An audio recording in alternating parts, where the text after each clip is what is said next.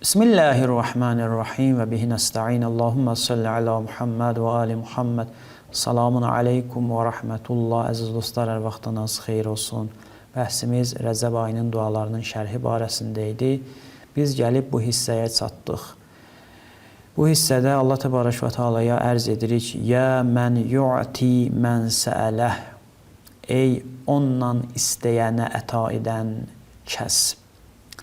Bu hissə və bundan sonraki hissə də çox önəmlidir. Bu əslində üçüncü dərəcədir. Yəni üçüncü yol amildir ki, biz bu yolla da Allahın mərhəmətini, lütfünü cəlb edə bilərik. O da dua və istəməkdir. Və bu barədə inşallah istəyirik danışaq. Əlbəttə biz söz vermişik növbəti hissədə, elə düşünürəm, növbəti artıq çəkilişimizə elə düşünürəm çəkəcək, yəni o hissədə danışarıq. O da müqabil, yəni əvəzsiz Allahın nemət verməsidir. Bu günlər isə istəyirik dua vasitəsilə insan necə Allahın mərhəmətini, lütfünü əldə edə bilər, onun barəsində danışaq. Burada iki dənə hissə var əlbəttə, duanın iki hissəsi var. Ya mən yu'ti mən sələh, ya mən yu'ti mən ləm yəsəlhu. Yəni istəməyənə də Allah əta edir. Deyəcək o hansı dərəcədə orada incə nöqtələr var. Demək olar ki, bu duanın ən pik nöqtəsi elə həmən o hissədir. Baxın, biz dedik ki, salih əməl Allah təbarək və teala'nın mərhəmətini gətirir, insana indirir. Yəni səbəb olur ki, Allah əta eləsin. Və həmçinin Allaha yalnız ümid bəsləmək və bütün pisliklərdə ona sığınmaq Allahın mərhəmətini endirməyə səbəb olur və Allahın lütfüne insanı şamil etdirir. Və onlardan biri də duadır. Quran-ı Kərimdə bu barədə açıq, aydın bir ayə var ki, Ud'uni əstəcib ləkum. Məni çağırın, mən də sizi icabət edim. Və bu barədə nə qədər bizim yəni hədislərimiz var, ayələrimiz var ki, insan Allahı çağırmalıdır və Allahın mərhəmətindən ümidsiz olmalı deyil. Qul deyib mənim o bəndələrimə ki, əsrafu alə ənfusihim, özlərinə zülm ediblər. Lə taqqadətu min rəhmətillah, Allahın mərhəmətindən ümidsiz olmayın. Bu kimi ayələr, nə qədər ayələrimiz var ki, duanın önəmliyini çatdırır ki, yəni dua edin, Allahdan istəyin, Allah sizə mərhəmətini indirər. Əlbəttə, baxın, biz işarə eləyəcəyik, dua ki, biz edirik, ola bilər, bəzən duamız icabət olunmasın. Yəni, əlbəttə, icabət həmən duamız, yəni həmən istəyimiz bizə verilməsin. Lakin, hədislərdən də istifadə olunur. Əgər bir nəfər şəxs bunu sadəcə dilində demirsə, həqiqətən dua edirsə, onun duası mütləq qəbuldur. Amma qəbuldur nə mənada? Yəni, həmən şey ona verilir, istədiyi şey. Ola bilər, həmən şey verilsin. Bəzən isə həmən şey verilmir, başqa bir şey verilir. Bəzən isə onun günahları bağışlanmasına səbəb olur. İnşallah buna işarə edəcəyik. Lakin duanın növbəti hissəsində ki, biz Allaha üz tutub deyirik, nidadır, çağırışdır. Mən ləm yəsəlhu və mən ləm ya'rifhu. Yəni, ey əta edən kəs. Kimə? O kəsə ki, ondan istəmir, yəni Allahdan istəmir və Allahı tanımır, yenə də əta edir. Baxın, bu hissə nə demək istəyir? Bu hissə çox dəqiq, zəngin bir marifə istəyir, işarə eləsin. Ki, Quran-ı Kərimin bəzi ayələrindən də istifadə olunur bu məsələ, bu marif.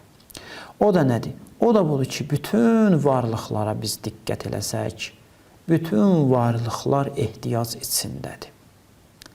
Və hər yerdə ehtiyac varsa, orada Allahın mərhəməti inir. Diqqət eləyin, çox dəqiq bir sözdür. Yəni, Quran marifidə inşallah deyəcəyik. Yəni, əgər bir yerdə bir susuz gördünsə, bil ki, orada su var. Əgər bir dənə, deyək ki, fəqir ehtiyaclı gördünsə, bil ki, orada Allahın rəhməti var. Bu ehtiyac Allahın mərhəmətini indirir. Ehtiyacla Allahın mərhəməti arasında təkvini bir rabitə var. Yəni, yaradıcı bir rabitə var. mütləq ehtiyac olan yerdə Allahın mərhəməti də yenir. Orada var. İnşallah burada bəzi incə nöqtələr də var, işarə edəcəyik. Baxın, bir dənə hədis var, Həzrət Peyğəmbərdən də deyir ki, əl-fəqru fəxri. Fəqr, yoxsulluq mənim iftixarımdır. Bu hansı yoxsulluqdan söhbət eləyir? Biz elə düşünürük ki, Allah Təbarək və Teala ki, bizi yaratdı, xəlq elədi və artıq bizim Allah Təbarək və Teala'ya ehtiyacımız yoxdur, çəkilir bir kənara, biz də öz işlərimizi görürük. Lakin biz diqqətlə baxsaq kənardan həm özümüzə, həm bütün məxluqlara görərik ki, an, yəni bir an dayanmadan, hər an, hər o ləhəzə, o an bilirsiniz də zaman vahidi deyil də, o zamanını qurtaran hissəsinə deyərlər an. Hər an Allahın mərhəməti və lütfü onlara şamil olur. Yəni bu dəqiqə ki, mən burada söhbət edirəm, hərəkətlərim, bütün bu işlərim Allahın iradəsindən və mənə bəxş etdiyi qüdrətdən asılıdır. Quran-ı Kərimdən də bu məsələ istifadə olunur. Mən 2 dənə ayə oxuyacağam. O qədər dəqiq bu məsələni bizim üçün açır Quran-ı Kərim. Quran-ı Kərim buyurur ki, Yə əyyuhən-nəsu, ey insanlar, əntumul fuqarau iləllahi. Siz Allaha fəqirsiniz. Baxın, bəziləri elə düşünür ki, bizim varlığımız var və bunun kənarında bizə ehtiyac əlavə olunur. Yəni, deyək ki, kasıb oluruq, xəstə oluruq, nəyəsə ehtiyacımız olur və Allaha üz tuturuq. Və deyirik, Allah bizim ehtiyacımızı versin, ödəsin. Lakin məsələ bu cür deyil. Bizim varlığımız başdan ayağa ehtiyac içindədir. Yəni, bizim varlığımız an Allah Təbarək və Teala'dan vücud alır, varlıq alır. Yəni, bunu nəyə oxşatmaq olar? Təşbihdir təbii ki. Bunu bir dənə nura oxşatmaq olar. Nurun bir mənbəyi var. Bu otaq da işıqlanır. Bu otağın işıqlanması daim o nurdan asılıdır. O nur əgər bir an üzünü bizdən çevirsə, deyək, nəzərini bizdən çəksə, bu otaq artıq işıqlanmayacaq. Bizim varlığımız da an Allahdan, elə bir ki, varlığı bir dənə nur təsəvvür eləyin. Bu nur birləşib mənbəyə. O mənbə əgər kəsilsə, yəni nəzərin kəssə mənbə, yəni biz artıq heç nəyik. Yəni məhvik. Bu cür baxsaq məsələyə görərik ki, biz belə deyilik ki, müstəqil varlıq olaq və ehtiyacımız sonradan bizdə ehtiyac yaransın. Yox, elə bizim varlığımız ehtiyacdan içindədir. Yə eyyuhən-nəsu əntumul fuqarau ilallah vallahu huvel ganiyyul hamid.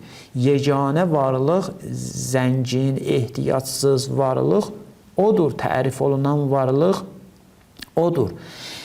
Bu ehtiyac məndə də var, müsəlmanda da var, mümində də var, kafirdə də var. Ona görə də Allah Təbarək və Teala öz rəhmətini ona endirir. Daim ona vücud bəxş edir. Niyə? Çünki bunun varlığı bunu tələb edir. Harada ehtiyac varsa, orada Allahın mərhəməti var. Ona görə duada deyirik, Ya mən ləm yəsəlhu və mən ləm ya'rifu. Ey onu tanımayana və ondan istəməyənə əta edən. Niyə? Çünki bunun varlığı təkvini olaraq ehtiyaclı varlıqdır və deyir, mənim ehtiyacım ödənməlidir. Lakin möminlə kafir arasında burada təbii ki, fərq var. Ki, inşallah növbəti çəkilişimizdə bu fərqə işarə edərik. Vəssalamu aleykum və rəhmətullahi və bərəkatuhu.